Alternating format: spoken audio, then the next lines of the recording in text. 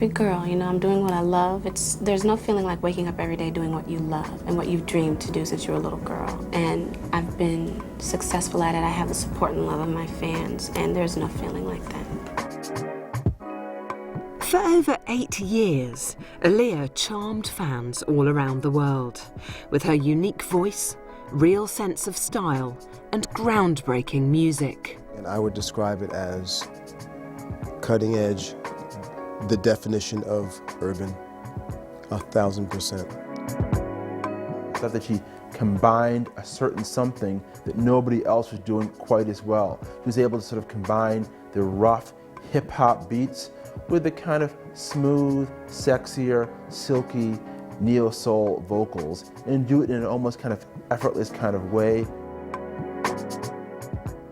If someone asked me today what the definition of Aaliyah's music was, I'd say the total shining example of the pinnacle of pop hip-hop in its day. 1 in a Million and those kind of records, those were changing records in R&B. There's an enormous sense of sophistication and subtlety that I hear in it, which makes me smile, and sort of the way when you see someone with just the right amount of cuff sticking out of a suit. It's that type of pleasure in style and sophistication that has its own emotion and its own wit. She really had an elegance about her that was sort of amazing. It was kind of Princess Diana-like, but also the street aspect was there too. And she was truly an entertainer, you know, and that's what separates her from some of the artists that are out here today. With a promising career in the film industry, she was a straight-A student devoted to her family. She was a role model for her generation. I mean, there are very few black female screen stars, and she was set to become one of them. Even as someone whose music received an Oscar nomination and sold millions of copies, unlike many stars her age, Aaliyah steered away from flashy displays of fame. She was a very ego-free, accessible celebrity, and a lot of fun to deal with. She was real. It wasn't made up. It wasn't an act. There she was with good songs, good people behind her, good producers, and an honest act that had honest talent. There's nothing more to it than that. That looked great. Everybody, you know, she looked like what every woman would want to look like. And every man wants. At the height of her success, at only 22, Aaliyah died in a horrific plane crash. She had achieved far more than many artists twice her age. It was one of the most tragic deaths in pop memory.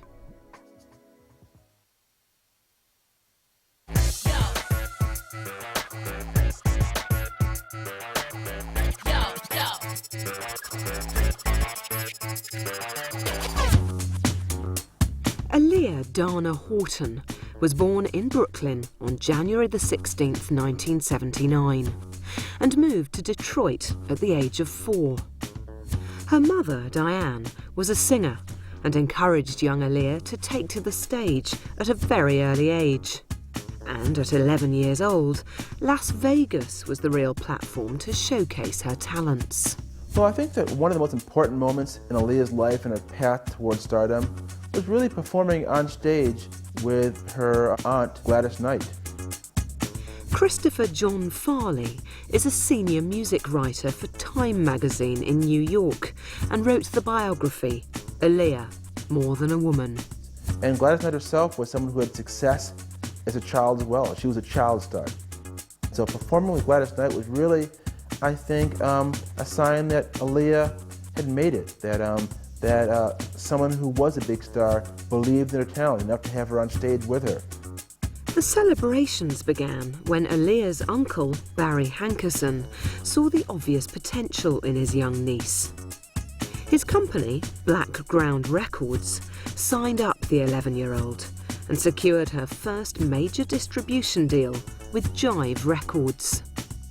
Aaliyah's career was very much run as a family business. When I think about Aaliyah and I really look into what I think made her feel so secure, a couple of the factors would be the fact that she was surrounded by a really good group of people. And it was like a family vibe. The whole family came. Her uncle, who was her manager, Barry Hankerson, her mother, her father, her cousin, who was, I guess, co-manager, Jomo Hankerson. They were all up there. It was a family vibe, and and then we were all part of the family. I think that she had a very, very, very strong upbringing, a very strong background, in the sense that, sometimes when you get heralded with a certain level of success, if you don't have a strong upbringing or a strong foundation, then you have nothing in which to draw from. Once you get exposed to the world and everybody starts paying you the highest compliments and making you feel great about what it is that you create, there's the people at home like your mother and your brother and other people that say, that's great, but you are still my daughter or you're still my sister. She had a lot of love for her brother. She would, they were like, oof. They'd come around, she just loved her brother. They just loved each other like that. That was a great relationship to see. Well, having a family around you sometimes can be the worst thing, but sometimes it can be the best thing, depending upon who you're talking about. But I think for Aaliyah, it was a great thing. Actually, from my experience, I know it was a great thing for her. Daddy, I love you more than life itself. You're the best father in the world. Happy Father's Day.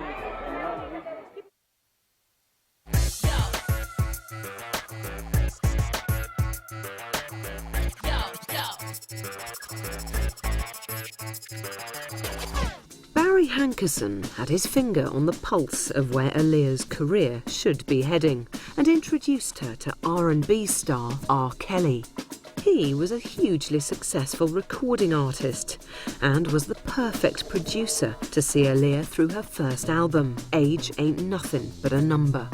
The relationship with R. Kelly fueled rumours of more than just a working partnership, and with R. Kelly aged 27 and Aaliyah just 15, it set the rumour mill into action.